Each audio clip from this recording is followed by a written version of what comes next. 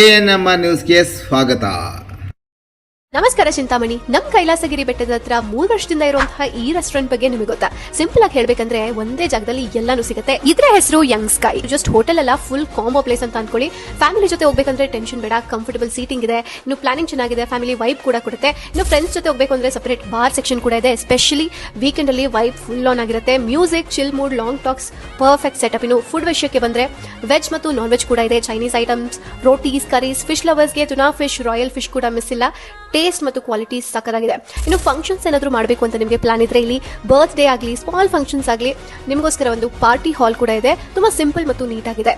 Night ಇಲ್ಲೇ stay ಆಗಬೇಕು ಅನ್ಕೊಂಡ್ರೆ ನಿಮಗೆ AC ಮತ್ತು ನಾನ್ AC ರೂಮ್ಸ್ ಕೂಡ ಅವೈಲೇಬಲ್ ಇದೆ. ರೂಮ್ಸ್ ತುಂಬಾ ಕ್ಲೀನ್ ಆಗಿದೆ. ಹಾಟ್ ವಾಟರ್ ಫೆಸಿಲಿಟಿ ಕೂಡ ಇದೆ. ಪ್ರಾಪರ್ ಫುಡ್ ಸರ್ವಿಸ್ ಕೂಡ ಇದೆ. ಸಿಂಪಲ್ ಆಗಿ ಹೇಳಬೇಕಂದ್ರೆ ಫ್ಯಾಮಿಲಿ ವೈಬ್, ಫ್ರೆಂಡ್ಸ್ ಜೊತೆ ಚಿಲ್ ಮಾಡಕ್ಕೆ, ಒಳ್ಳೆ ಊಟ ತಿನ್ನಕ್ಕೆ ಹೇಳಿ ಮಾಡಿಸಿದಂತ ಜಾಗ ಇದಾಗಿದೆ.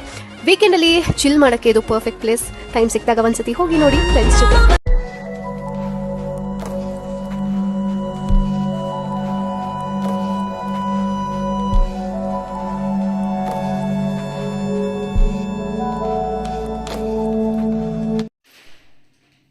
ಚಿಂತಾಮಣಿ ಜೈಲಿಗೆ ಬಂದ ರಾಜೀವ್ ಗೌಡ, ಬೆಂಬಲಿಗರಿಗೆ ಶಿಡ್ಲಘಟ್ಟದಲ್ಲಿ ಲಾಠಿ ರುಚಿ. ಶಿಡ್ಲಘಟ್ಟದಲ್ಲಿ ನ್ಯಾಯಾಧೀಶರು ನ್ಯಾಯಾಂಗ ಬಂಧನಕ್ಕೆ ಆದೇಶ ಹೊರಡಿಸಿದ ನಂತರ ಜೈಲಿಗೆ ಕರೆದೊಯ್ಯುವಾಗ ಅಡ್ಡ ಹಾಕಿದ ರಾಜೀವ್ ಗೌಡರ ಬೆಂಬಲಿಗರಿಗೆ ಶಿಡ್ಲಘಟ್ಟ ಪೊಲೀಸರು ಲಾಠಿ ರುಚಿ ತೋರಿಸಿದ್ದಾರೆ. ಶಿಡ್ಲಘಟ್ಟ ನಗರಸಭೆ ಪೌರಾಯುಕ್ತೆ ಅಮೃತಾ ಗೌಡ ಅವರಿಗೆ ಬೆದರಿಕೆ ಹಾಕಿದ ಆರೋಪ ಎದುರಿಸುತ್ತಿರುವ ಕಾಂಗ್ರೆಸ್ ಮುಖಂಡ ರಾಜೀವ್ ಗೌಡ ಅವರ ಜಾಮೀನು ಅರ್ಜಿಯನ್ನು ನ್ಯಾಯಾಲಯ ವಜಾಗೊಳಿಸಿದ್ದು 14 ದಿನ ನ್ಯಾಯಾಂಗ ಬಂಧನ ವಿಧಿಸಿ ಶಿಡ್ಲಘಟ್ಟ JMFC ಕೋರ್ಟ್ ಆದೇಶ ಹೊರಡಿಸಿತ್ತು. ಇನ್ನು ಆರೋಪಿ ರಾಜೀವ್ ಗೌಡನನ್ನು ಕೋರ್ಟ್ನಿಂದ ಚಿಂತಾಮಣಿಯ ಉಪಕಾರಾಗೃಹಕ್ಕೆ ಕರೆದೊಯ್ಯುವ ಸಂದರ್ಭದಲ್ಲಿ ಭಾರೀ ಹೈಡ್ರಾಮವೇ ನಡೆಯಿತು.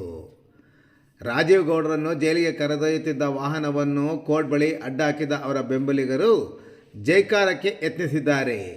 ಬಳಿಕ ಪೊಲೀಸರು ರಾಜೀವ್ ಗೌಡನ ಬೆಂಬಲಿಗರಿಗೆ ಲಾಠಿ ರುಚಿ ತೋರಿಸಿ ಗುಂಪು ಚದುರಿಸಿದರು. ಬಳಿಕ ಚಿಂತಾಮಣಿಯತ್ತ ಜೈಲಿಗೆ ಕರೆತಂದರು. ಇನ್ನು ಚಿಂತಾಮಣಿ ನಗರದ ಆಶ್ರಯ ಬಡಾವಣೆಯಲ್ಲಿರುವ ಜೈಲಿಗೆ ಕರೆತಂದಾಗ ನಗುಮುಖದಲ್ಲೇ ಬಂದ ರಾಜೀವ್ ಗೌಡರು ನ್ಯಾಯಾಂಗ ಬಂಧನದ ಬಗ್ಗೆ ಪ್ರತಿಕ್ರಿಯೆ ನೀಡಲು ನಿರಾಕರಿಸಿ ಎಲ್ಲ ನಾಳೆ ಮಾತನಾಡುತ್ತೇನೆ ಎಂದಷ್ಟೇ ಹೇಳಿದರು. ಇನ್ನು ಶಿಡ್ಲಘಟ್ಟ ಪೊಲೀಸ್ ಇನ್ಸ್ಪೆಕ್ಟರ್ ಆನಂದ್ ನೇತೃತ್ವದ ತಂಡ ರಾಜೀವ್ ಗೌಡರನ್ನು ಚಿಂತಾಮಣಿಯ ಜೈಲಿಗೆ ಕರೆತಂದಿದ್ದರು. ಈ ಸಂದರ್ಭದಲ್ಲಿ ಇಲ್ಲಿನ ಜೈಲಿನ ಮುಂಭಾಗದಲ್ಲಿ ರಾಜೀವ್ ಗೌಡರ ಬೆಂಬಲಿಗರು ಸಹ ಆಗಮಿಸಿದ್ದರು.